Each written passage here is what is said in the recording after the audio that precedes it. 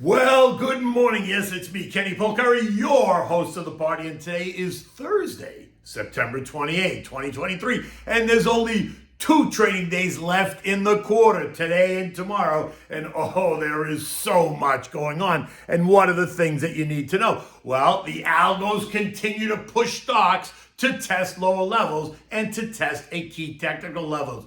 Buyers defended the position. The dollar, the VIX, yields, bond yields, and oil all surge higher while stocks and bonds push lower. And don't discount the end of the quarter reallocation and the ongoing seasonal weakness for the moves in the days ahead. We got a key inflation data point only hours away, right? I mean, it's 24 hours away, but it's still only hours away, the PCE. And what are we having for dinner today? We're going to have the Ratatouille, so we'll get to that in a moment.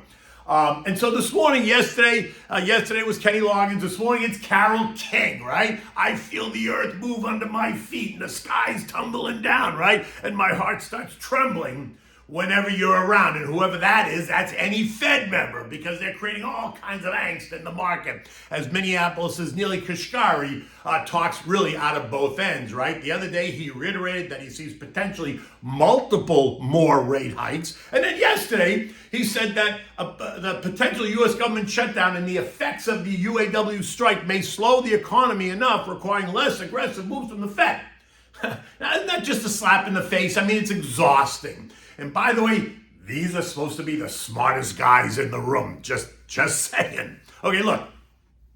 I've been saying it all along. I think the terminal rate is going to be 6%. I think that's where they want it. That's where they've set it. And that means they're going to need to raise rates by either 50 basis point hike or 25 basis point hikes. And I say that because so many of the members of the Fed floated that idea more than a year ago, right? And they have not wavered, and Neely Kashkari being one of them.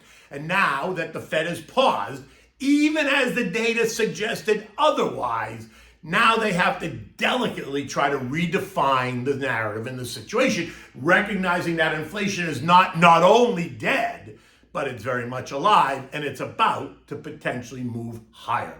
Tomorrow's PCE and then the September CPI and PPI reads are due out just in 2 weeks, right? And they're going to reveal everything that we all apparently know. Inflation is getting stickier. Oil up 40% since the June low. It's up 13% alone this month. So just start to think about what that means for so many other parts of the economy. Transportation costs, for one, are about to soar, and that's really all you need to know. But don't worry. TVs and used cars, they're coming down in price, so that's all good. Stocks got slammed for most of the day yesterday. All of the indexes getting beaten up again. Think about what it sounds like when you flush the toilet. You know that sound? Yeah, well, all the indexes down more than 1% at one point as bond yields, oil, the dollar, and the VIX all spiked higher. The 10-year bond is now yielding 4.62%. Right? Do you realize on September 1st that same bond was yielding 4.1? That's a 13% move up in the bond yield, right? And just FYI, that's a big move. But more importantly, what does that move tell you? What it doesn't say is we got this under control. Now the 2-year, which began the month yielding 4.88%, is now yielding 5.11%. That's a 6% move higher. Oil, right, that kissed $95 a barrel yesterday, making this the star performer for the month, up 18%. It's up 40% off the summer lows at 66. The dollar index, that traded higher as well, ending the day traded as high as 106.83 before ending the day at 106.66. That up now 3.5% this month and up 7.5% since July. And the VIX, right, remember our conversation about that earlier this week? It spiked higher and it's now above all 3 trend lines, ending the day at 1842, up 50% from just 2 weeks ago. So what do you expect stocks to do? September has again lived up to its reputation of being a difficult month for stock and bond investors. The Dow has given up 5%, the S&P is down 7%, the NASDAQ, Russell, and transports have all given up more than 8%. Bonds, represented by the TLT, the iShares 20-year Treasury Bond ETF, is down 9% as yields have spiked. But if you paid attention, you were well prepared for it. So whether you just allocated new money to the cash portion of your account for now, or you bought some of those contra trades that we've talked about, the SH, the PSQ, the DOG, the VIXI, as a strategic short-term hedge, and you managed it well, right? What you would not notice from yesterday, though, if you just looked at the index's closing prints, is the angst that they produced during the day. And why not? Because late in the day, there was a turnaround rally. Some people are crediting it was an AI commentary that JoJo made at one of his fundraising speeches in California. This is not the reason. Let me just start there. Others are pointing to this technical data point, and others are just saying that it was seller exhaustion. Now, I agree with the latter 2 points. I'm not in the camp that anything JoJo said can be credited to the day's turnaround. Absolutely nothing. At the end of the day, the Dow lost only 68 points after being down much more. The S&P added 1 point, the NASDAQ added 30, and the Russell gained 18, while the transports added 9 points. Now, that technical data point that we're talking about, well, for the S&P, which is the broad representation of the economy, it was the intraday low at 42.38, a level that should represent support as it was a key level of resistance back in the early part of 2023. We tested that level in February, we backed off. We tested it again in April, we backed off. We tested it in May, we backed off. And then we tested and pierced it in June. And that momentum took us all the way up to 46.10. So now we've retreated all the way back off that high, all the way back down to this level that should offer support. And when we hit it, that's exactly what happened. The algos recognize that this was a key technical level. The sell side pulls back, leaving buyers just a bit confused but ready to act. Were they ready to act or not? Well, act they did. And that sent stocks in the indexes up in the last 90 minutes of trade as buyers, started to run it thinking the sellers had disappeared. It's all a dance. It's very orchestrated. By no means should any of it be a surprise. Now look, we have 2 more trading days in the quarter. I would not be surprised to see the market test the low again just to see if it really holds. So sit tight. No reason to go all in yet. Let it test and let's see what happens. Remember too that Friday is going to give us the latest inflation read, the PCE deflator, and that's already expected to be elevated. The surprise is going to be if it's elevated more than the expectation. I really can't see how it's going to be less than the expectation unless, of course, they really massage and focus on that super core data point. Remember, that's the data point that takes everything out of the equation, right? Takes out food, takes out energy, and it takes out housing. All the things that matter to me and you. And if they do that, then you can expect them to tell you how great everything is. Oh, don't worry about it. It's wonderful. I mean, it's almost comical, right? In any event, we remain in a seasonally weak time of the year, right? The September-October timeframe that we've so much discussed, so don't stress. Stick to your plan. Keep putting cash into the cash portion of your long-term portfolio, and then we can take a look at it in a couple of weeks. Now, if you have some key names that have backed off substantially, so think names like Apple, which is down 15% off its highs. Amazon down 13%. Tesla's down 22%. Johnson down 12%. Johnson & Johnson. Microsoft down 15%. The VTI, which is the Vanguard Total Return Index, down 8%, right? And there are plenty more. I would argue that you could add to them. But you have to know your own risk profile, right? Talk to your advisor, know what you own, why you own them, and have that conversation. Recall what I said yesterday as the market was tanking. While some investors are hitting the sell button, there are plenty of other investors that are hitting the buy button.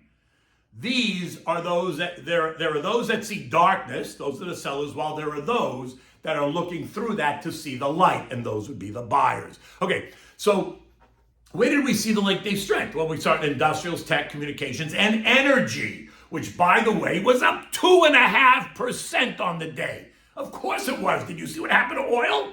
Now, away from Wall Street, we still have the chaos on the Hill, and we still have the UAW striking the big three, and UAW President Shawnee Fain is ready to expand the strike again tomorrow if there's no movement negotiations. Look, this is a defining moment for the country, for the automakers, and for the future of this industry.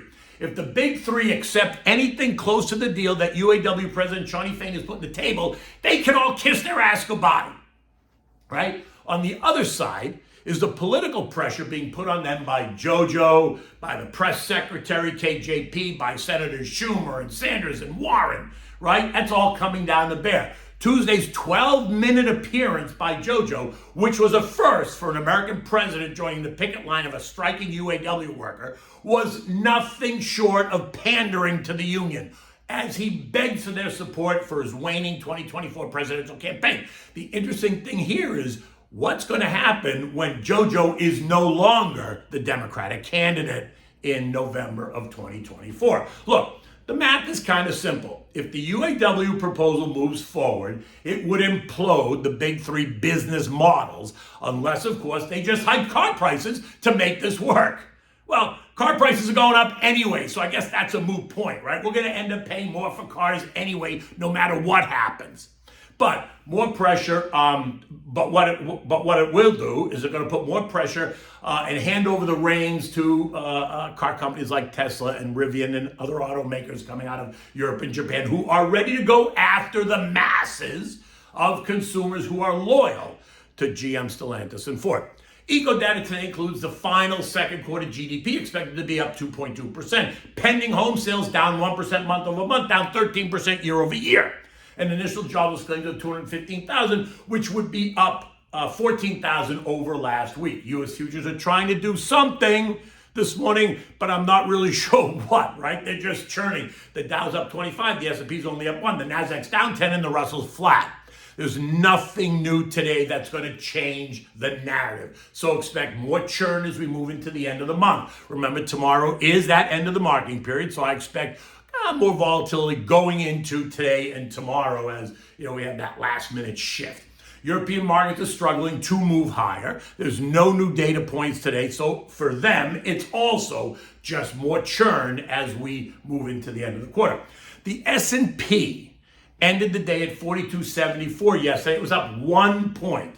Now, we're only 80 points away from testing the long-term trend line. It represents a 2% move lower from here, something that is not out of the question by any means. If that happens, we need to see it hold, right? The algos are going to be key here because if it doesn't hold, then expect the algos to unleash wave after wave of selling, and the buyers know this. But if the buyers are willing to defend this position, if they think that stocks have backed off enough, if they think the economy is where it is, then they'll stand there and they'll stop the bleed.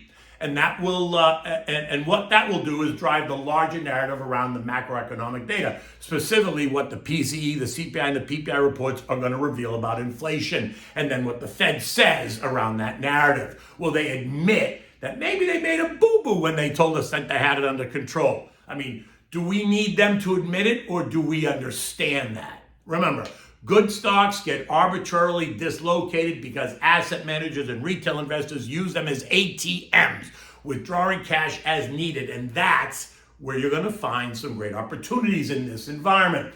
Buying good names at a discount is never a bad idea, but at this point, I'm going to stick with the large, boring names for me, right? I'm going to be a little bit more defensive, but I am not bailing at all. If you want to keep your cash in the cash portion, you can. Don't even put them in treasury. There's no need to, right? You can earn nearly 5.1% just in a government money market fund and be completely liquid without tying anything up. But again, that's about a conversation you need to have with your own advisor. Okay, so we have a dinner tonight. We're having the Ratatouille because it's that time of year again, right? Fall is now here, and this is an easy yet hearty dish to make, and you can eat it a number of ways. You can put it over pasta, you can put it over rice, you can have it as a main dish, you can have it as a side dish. Right? Now, the word ratatouille comes from the French word touiller, meaning to toss, right? So you're tossing the food because when you make this, you literally toss it all together. Now, this could be a side dish, like I said, or a main dish. I like to eat it over pasta, like a nice big rigatoni, because that's the kind of, that's how it feels good to me, right? It is a great fall kind of stewy meal. It's thick and delicious, yet it's not overpowering at all. So here's what you need: garlic, onion, zucchini, both green and yellow, eggplant, bell peppers, green, red, and yellow. You need carrot, celery, basil, crushed tomatoes, salt and pepper, oregano, and olive oil. You want to peel and cube the eggplant. You want to lay it out on paper towels on the counter for about 30 minutes or so. Add some salt to it so it draws the water out. You can also slice the onions and the peppers, chop the carrots and celery, and cube the zucchini. Set it all aside. Now, begin by heating up the olive oil in you need a big, deep pan to do this in. and you're going to add the crushed garlic, and you just saute that around for a bit. Don't burn it, just let it kind of saute in there. Now you're going to add the onions, saute those until they're translucent. You know the deal. Now add the peppers and the carrots and the celery. Continue to cook it on like medium heat until they feel soft. Maybe it's going to be 15 or 20 minutes. You have to, depends on how much you're making, but feel it, right? Finally, going to add the cubed zucchini and the eggplant. Mix it well, season it with salt and pepper, cook it for another 10 minutes or so. Now you're going to add a can of crushed kitchen-ready tomatoes, not puree, right? You want kitchen ready. Depending on how much you're making is going to depend on whether you use 1 can or 2 cans, but you have to make that decision. Now add the fresh basil, a bit of the oregano, and then cover it up. Allow it to simmer. Turn the heat down for about an hour while you're always stirring it occasionally. Now, feel free to taste it in case you need to adjust the seasoning. You always do that. At this point, the ratatouille is complete. Now you just have to decide how you're going to serve it. Are you going to put it over pasta? If you do, boil the pasta and mix it. Otherwise, make sure if you do that, you have plenty of fresh grated Parmesan cheese on your table, because you can never eat anything without fresh grated Parmesan cheese, right? So remember, you can eat it as a main dish. You can just keep it on its own as a side dish. Either way, you can't go wrong. In any event, it is Thursday morning. The sun is out. It was kind of a crummy day yesterday, just like I told you it was going to be. It was kind of overcast and rainy and all that. Today, I think it's going to be a little bit better. But we are coming to the end of the month, which means we only have one more month of hurricane season here in this country, down in Florida, certainly, but up along the East Coast. So we're getting closer to having more normalized weather. In any event, until tomorrow, take good care.